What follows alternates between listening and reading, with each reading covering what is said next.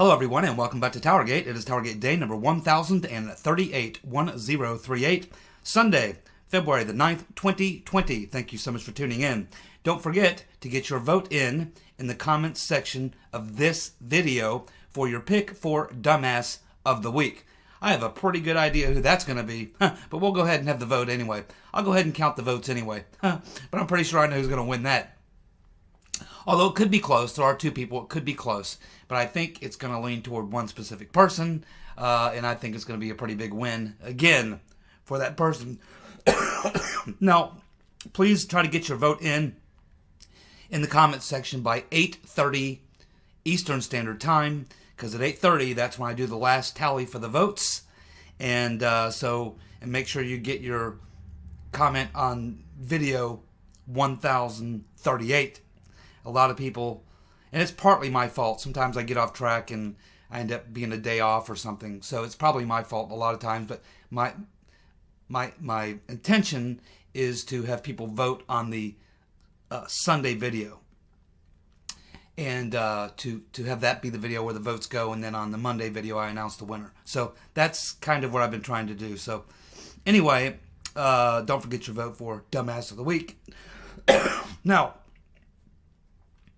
Well, I don't know how many of you saw this, but over at the Commie News Network, CNN, they had all the impeachment managers, the impeachment managers come on to have almost like a little show. And so they're in unison going around talking, and they're saying, well, you know, Trump was not actually acquitted because it was not a fair trial. There was no witnesses. It wasn't a fair trial. Therefore, he's not actually acquitted. And that they say that they will continue investigating because there could be some other impeachable offenses they might find. And, I mean, it's just, you just cannot believe your eyes when you watch this. I mean, the disastrous fail that this was, and it's like they don't see it, or they don't care, or maybe they're facing challenges from someone on the hard left, and they think that the only way they can get reelected is to stay hardcore, go after Trump every day from now until the 2020 elections. I'm not sure what their strategy is, but it almost has to be something personal in their race, because it's not benefiting the party at all. It's hurting the party. It's hurting them in Congress. It's hurting the country. It's hurting everybody. I mean, no one's winning other than Trump. I mean, if anyone is winning in the impeachment, it's Trump. Yet they continue to sit right there and say, oh, he's not acquitted, wasn't a fair trial, so we're just going to keep on going. And, you know, it's hard for a rational person like myself and probably many of you, if not all of you, to watch this and try to come to a rational explanation for why they would be taking this track, and why the Commie News Network would be sitting there, you know, sort of encouraging all of this, creating a platform so that they can, this is what the platform was intended to do. This is what the Commie News Network wanted. They wanted to have the impeachment managers come on so they could do a show saying that Trump wasn't really cleared because they didn't have a real hearing, because it wasn't real witnesses, and they're going to keep digging for more. I mean, this is, I mean, it's just, you know, I mean, but, you know, there's an old saying, you know, if your enemy is destroying himself, don't stop him. So this is what's going on. It's really hard to believe that we're witnessing this, but it is actually happening right in front of our eyes. It can only be Trump derangement syndrome. I mean, why would people why would they act against their own interest? I mean, this is not even close. I mean, this is not even a close call. It's not like it was a tie. I mean, they lost big and Trump won big. Yet they're going to continue doing the exact same thing that got them to where they are now. While at the time, what they should be focused on are the internal problems they have within their own party, coming up just 9 months, 10 months out of an election, and their party is literally being ripped in half. Yet they seem just totally focused on going after Trump, and they fail every time. I guess they never watched any Coyote Roadrunner cartoons. They must not have. Maybe somebody should send the Penguin and the Bug-Eyed Fool some Roadrunner and Coyote cartoons, see if they figure it out. Now, we then also hear yesterday that we're now hearing from John Bolton, or one of his people, that he's now not having much interest in testifying to the House committee. Behind closed doors, open hearing, doesn't matter. He's just not all that interested in testifying anymore. Now, one reason for that may be that we learned this past week that his PAC, John Bolton's PAC, the money has dried up. Dried up. No one donating to the John Bolton PAC. He's figuring out really quick that he got on the wrong side of President Trump, and his 97% of people who support him on this side, and that that's not a good place to be. So Bolton has figured out, and of course he's got the pre-orders for his book. He probably got a big advance, so he accomplished what he wanted to get out of it. He put the teaser out there, but now he really doesn't want to talk to the Bug-Eyed Fool or Jerry Nadler or any of those folks. He's decided he's not all that interested in testifying. And even if he tried, I believe Trump would go to court and keep him from testifying. So anyway, that's the state of play right now with the demo commies and the on the impeachment front. They're going to continue to dig and maybe try to do it again. Man, Trump will be at 60% by then. We also have Chris Matthews, who made a crazy statement. I mean, maybe not so crazy if you watch the Project Veritas videos, but seemingly a lot of people saying it was a pretty crazy statement to make when he was on the panel after the debate in New Hampshire last night, or Friday night, I should say. And he suggested, in a statement that he made, of course, he says that socialism doesn't work and it's not free. That's true. So there's Chris Matthews trying to get the message out. Yeah, socialism is it's a bad idea. And if the Democrats go with socialism, we're going to get destroyed. It doesn't work and it's not free. But then he goes on to elaborate, and he says something that's pretty alarming. He says, well, he doesn't say it in the exact words, but he tells a little story, a little personal story, and then suggests in the story, what he's suggesting is that Bernie might start assassinating opposition leaders if he were elected. That Bernie might start assassinating opposition leaders if he is elected. Now, that is some language I've never heard even coming from anyone on the right. Trump would never say that. No one on the right would ever say that. But there's Chris Matthews, pretty alarming statement to make. I can only assume, again, that he maybe watched some of those Project Veritas videos and is aware of the fact that there's, quite a few of the commie Bernie supporters who are radicals, very, very radical and violent. And, of course, you have a certain element of Antifa, because they're communists, a certain element of Antifa that's mixed in with the Bernie bros. So you have some violent anarchist types in the Bernie movement, with some of those leftist populist types, with some of those who even describe themselves as libertarian. I'm not sure how you can be a libertarian and support Bernie, but there are some out there who describe themselves as libertarian. I've met a few of them who say they're Bernie supporters, but you have this mishmash of people. Now, I don't so much think Bernie himself would be that kind of a dictator, but you got to wonder about the people. But he's old, he's senile. He gets in power and then puts people around him. I think that may be what Chris Matthews is thinking here, is that Bernie gets in power and surrounds himself with a cabinet and a bunch of people that are all these radicals that are far even more radical than he is. And they begin to carry out, executions against their political opposition. This is something you see from leftist authoritarians when they get into power. And that's what Matthews is referring to. And I'm glad it came out of Matthews' mouth and not Trump's or some Republicans, because you would be getting crucified if you said that. But there's no doubt that the long knives are out for Bernie all across the liberal landscape. I mean, they've gotten the call.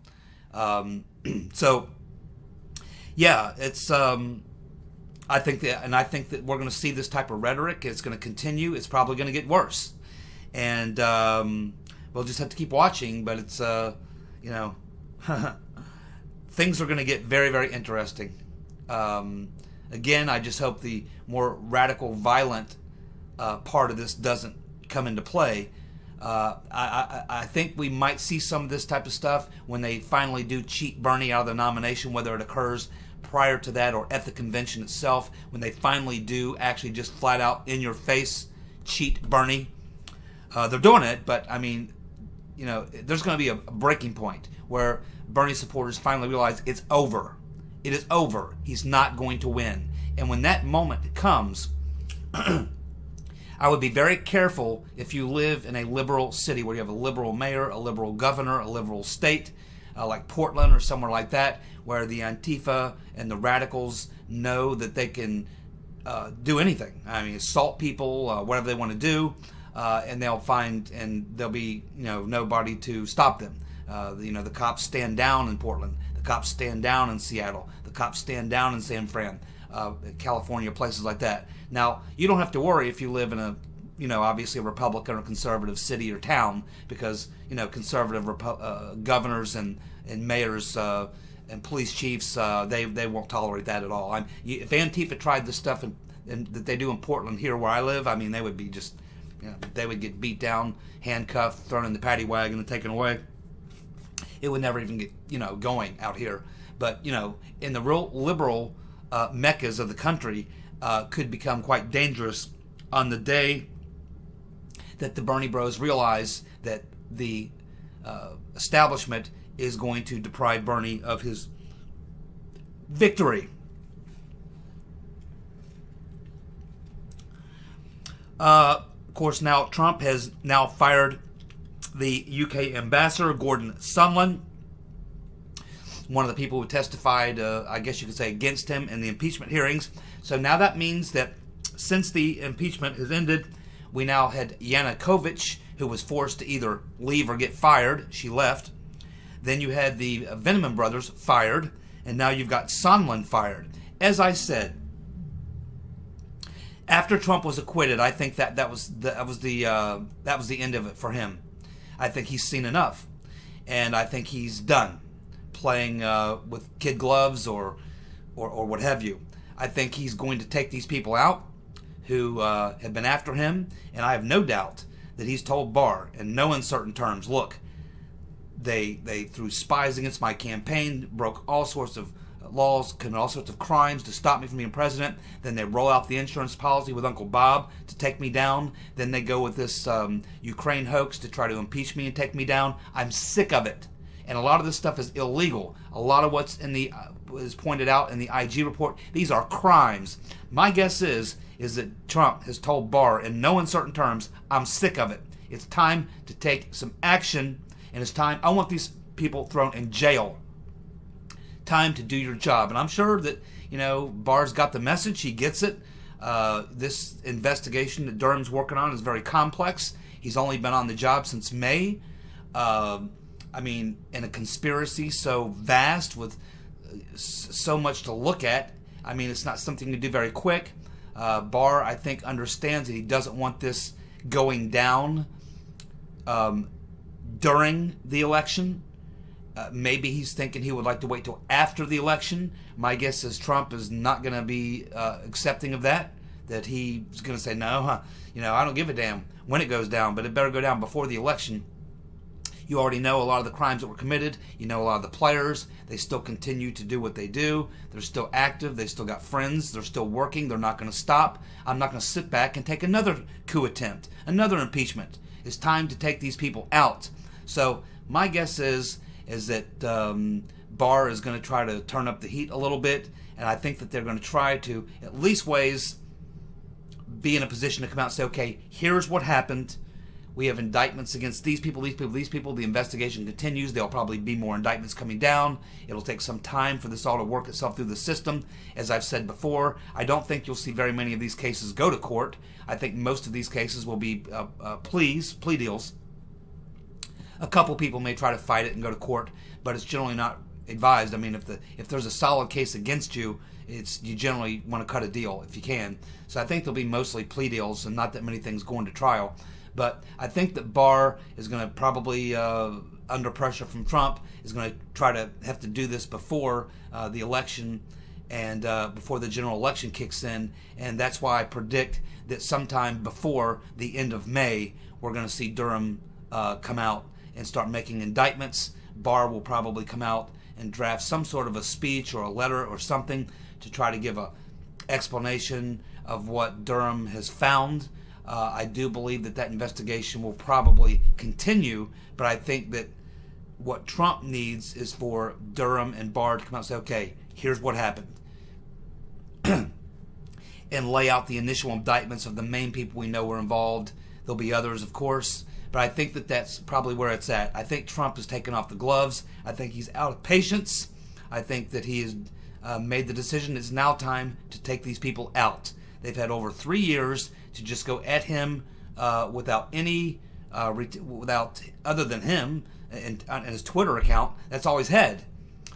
None of the perps have been taken down. None have been indicted. None have been thrown in jail. A bunch of them have been fired and things like that. But, they actually attempted a coup. And I'm sure this is what Trump has told Barr. Look, this is not just a bunch of guys who violate some policies. They tried to carry out a coup. They continue to try to carry out a coup, and they're going to continue to carry out a coup. You got to do your job. You got to take these people down. You got to send them the message that it's over. And I think that Trump has probably made this loud and clear to Barr.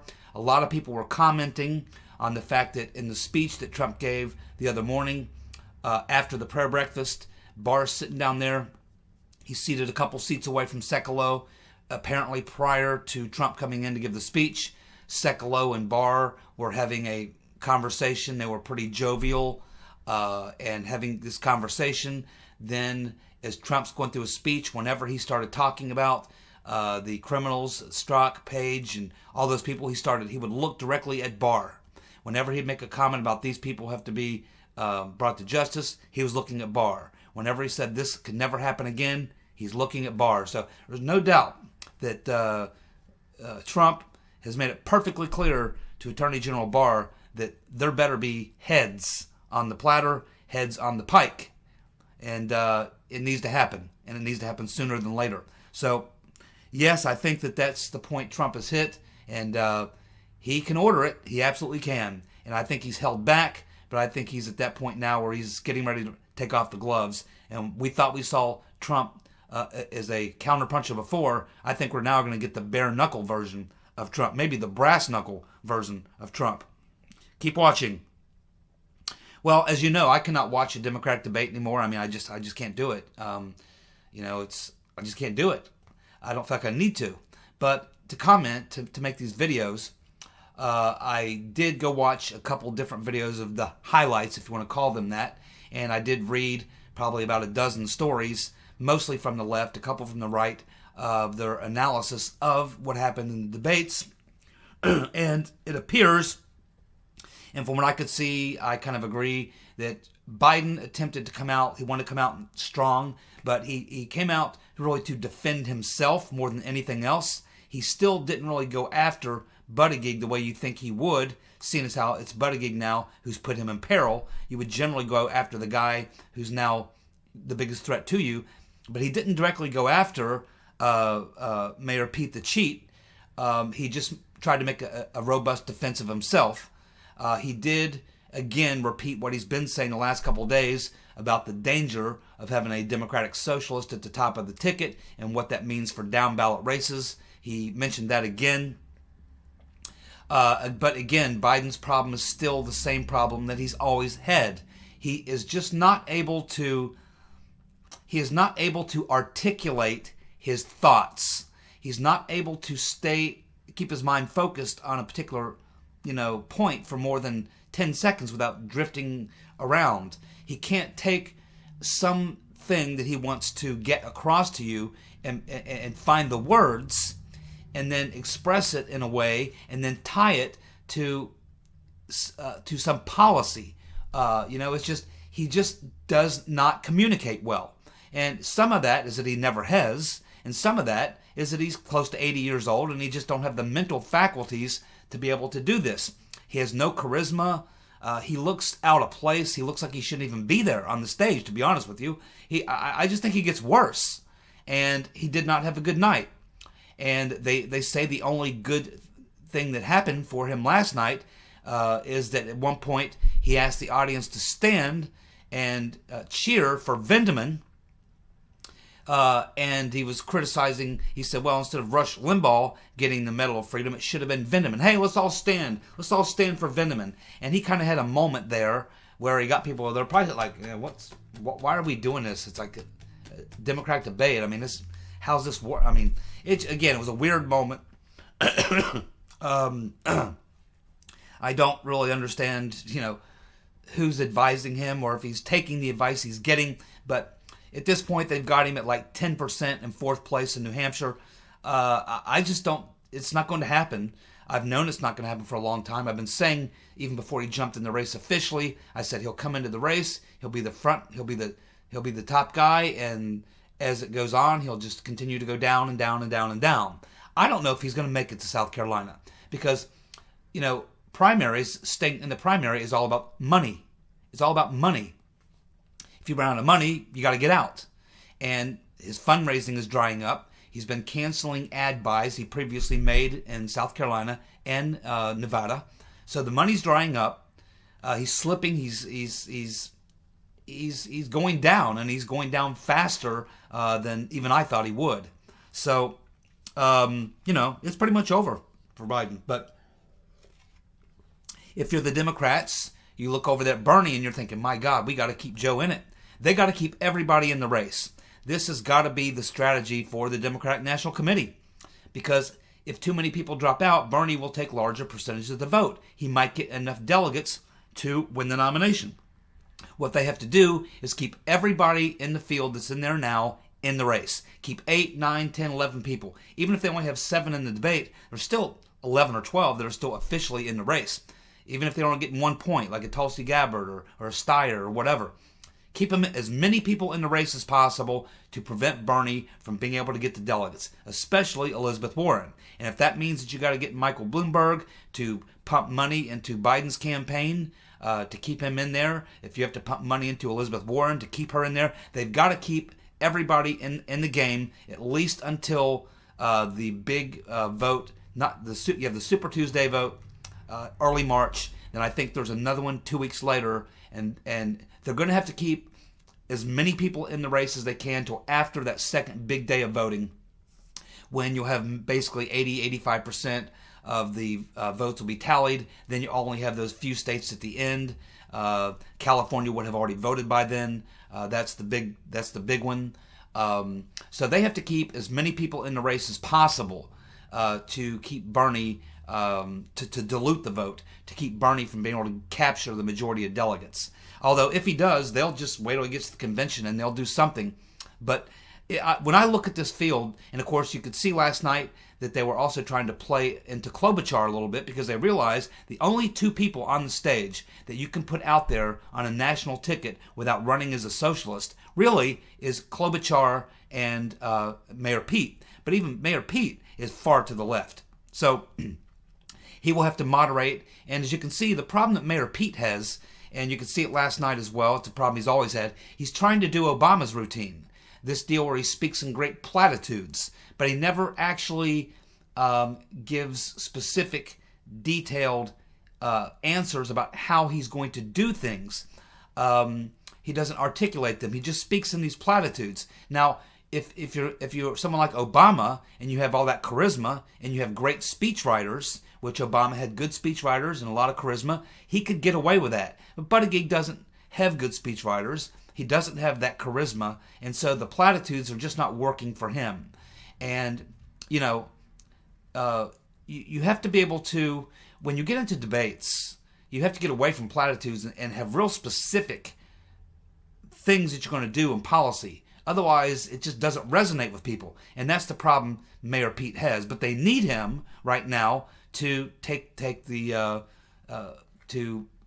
Biden failed, so they need Mayor Pete to step up to do as much as they can to keep Bernie down. So he's the best hope they got. But they're also looking at Klobuchar.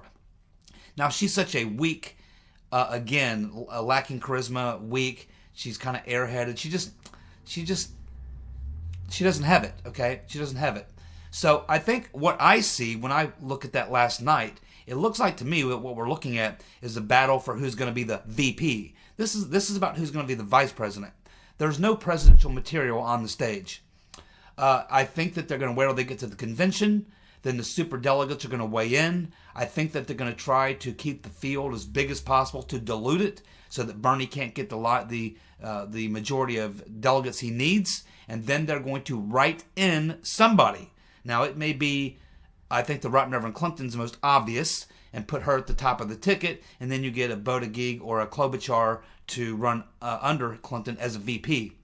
And I think this was Mayor Pete's idea all along. I don't think he ever thought he would be the nominee. That he was always going for the VP slot. A lot of them were kind of thinking that way, I think. But I think ultimately they're going to have to draft the Right Reverend Clinton. She's the only viable person I can see. They keep floating Deval Patrick, but I just don't see it. I just don't see it. They're going to have to do something else. Michelle Obama, you hear people talk about her. She's not going to participate in this mess. Not going to get involved in it. The Right Reverend Clinton's dying to get in there. We know that Robbie Mook has been working behind the scenes, getting Hillary people into positions at the DNC on the Rules Committee.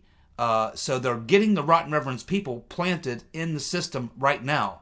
And the super delegates are obviously Hillary Clinton people. So it's Hillary's people that are there at the DNC running the show. Podesta, Mook, Brazil, all these people are Hillary people. And it's all those super delegates are the old super delegates from 2016. The electors, all those people, the people on the Rules Committee, these are all, Hillary Clinton people. So there's no doubt that there's a plot, there's a plan underway to have a brokered convention.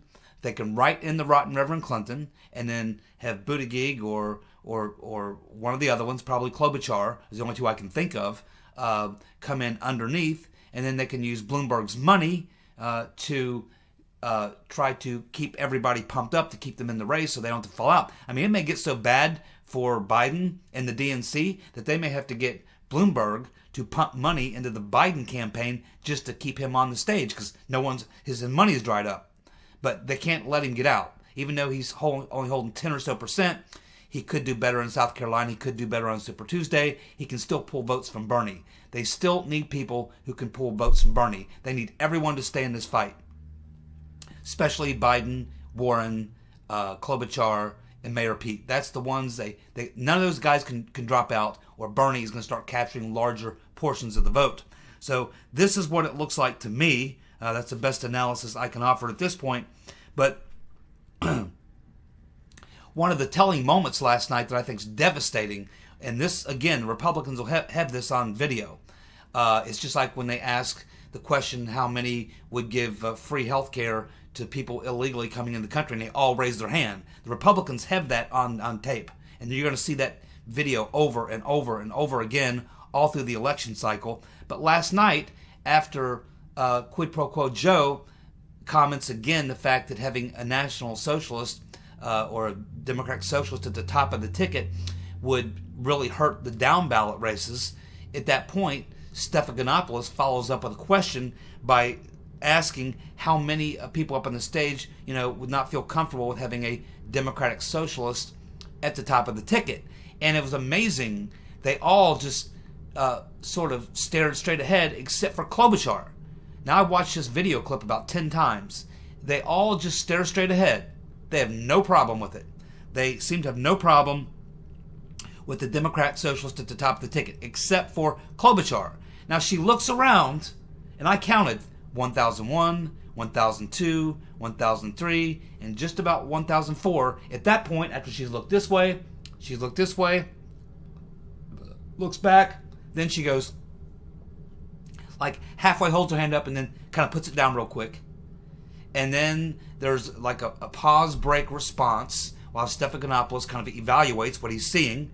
and all he saw was that little Klobuchar hand go like halfway up, a little, alligator hand sort of thing, and down, and then she does it again after Stephanopoulos kind of engages, and she comes back and again like, and giggled, like smiled, and like a little alligator arm up and down. So even she does not feel totally confident, and no one else raised their hand to suggest that they think there's any problem with having a Democratic Socialist at the top of the ticket. That's a devastating clip. It's a devastating clip, and the Republicans got it on tape, and you'll be seeing that a lot. Buttigieg and the only one who might get a halfway of a pass is Klobuchar, but even her little alligator hand raise is not, it should have been one of those. That was a devastating, absolutely devastating moment, and I think George Stephanopoulos himself was pretty surprised to see that. Let's see. Yeah, we had a lot of people last night going at Buttigieg. Of course, he's now the front runner.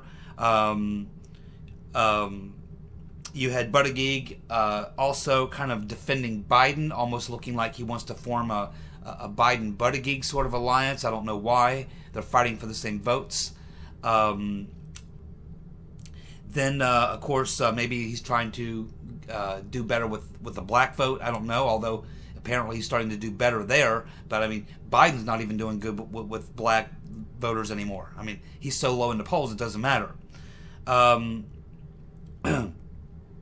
Watching some of the left-wingers after the debate, you literally have left-wing media analysts saying there's no one on the stage who can beat Trump.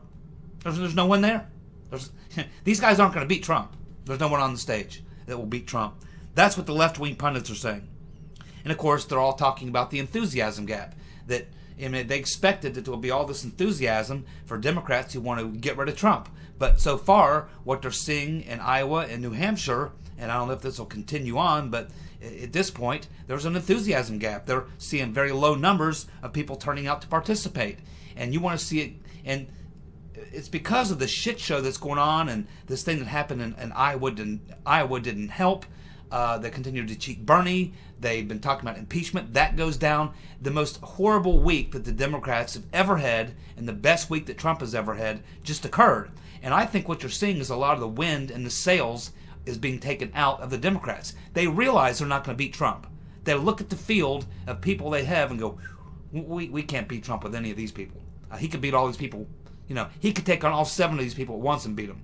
So they realize that they're not going to win, and it's sucking the energy out of them. They're just, they realize they're basically conceding at this point. And that's why you don't see the enthusiasm. They don't believe that they can win. So why go out and do it? We still have both Bernie and Mayor Cheat, claiming that they won in Iowa. The latest poll, there's 2 polls. There's a kind of a national poll that has Mayor Cheat up by 1%, and then you have another poll showing Bernie up by 8%. That's a local poll in New Hampshire. And you've got Warren now slipping down around 11-12% in 3rd place, and Biden, they have got him at 10% in 4th place. Wow. We have Joe Manchin admitting that he's just taking a beating in West Virginia for his vote on impeachment, but asked if he would support any further investigations or impeachments. He said absolutely not, and if they pursue that, they are absolutely crazy if they pursue it, and he's not going to have any part of it. We have Bernie making comments last night such as, we have a racist society from top to bottom. He says assault weapons bans is just the start. The debate was actually so bad last night that it ended early. They all the ones on stage last night said they would not have killed Soleimani. We have our first casualty from the impeachment vote. It looks like it's going to be freshman congresswoman from Iowa, Abby Finkenauer. She is now in a dead heat with a Republican challenger. She votes with Cortez 90% of the time. She is done. We have Hollywood attacking the rotten Reverend Clinton because she's attacking Bernie. And, of course, we have, Facebook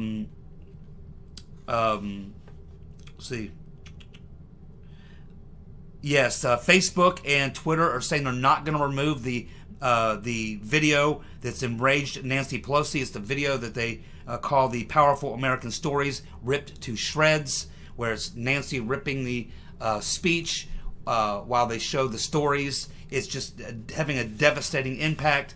Pelosi's trying to get them to take it down. They're saying it does not violate policies. She's stuck with it. It's going to keep running. You guys have a good night. Don't forget Dumbass of the